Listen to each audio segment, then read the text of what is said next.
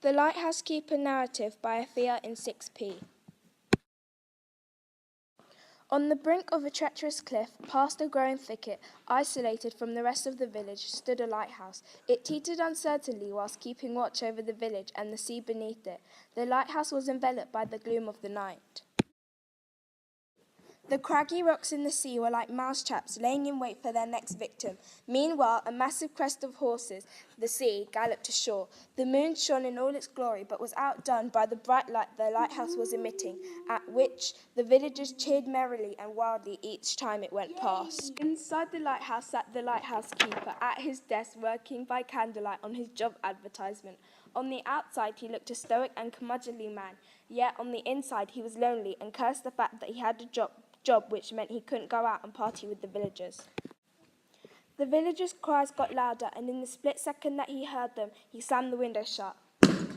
However, the wind fought to get into the lighthouse and punched the window open again. Simultaneously, his candle was extinguished, and he heard a loud bang coming from upstairs in the lighthouse. He saw his eyes as he fumbled in vain in his pitch-black study.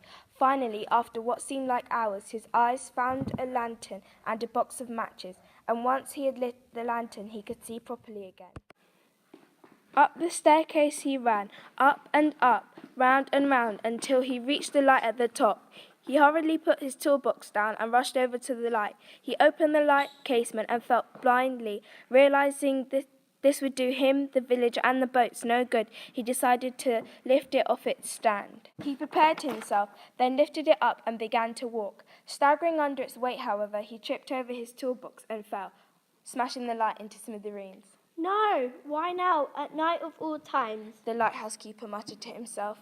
Suddenly, the lighthouse keeper stopped lamenting and froze with fear. No, no, no, no, the lighthouse keeper whispered. This just can't be. Again, the ship's horn bellowed. Peril was imminent. The lighthouse keeper thought frantically about what he could do. It was a long shot, but he eventually decided to ask the villagers for help.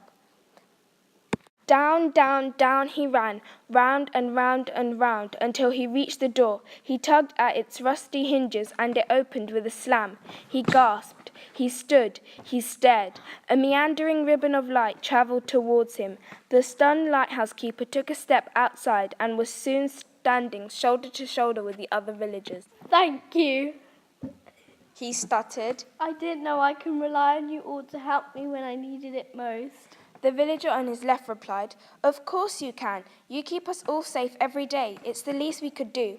Gradually, they all made their way up the stairs in the lighthouse and festooned its exterior like decorations on a Christmas tree.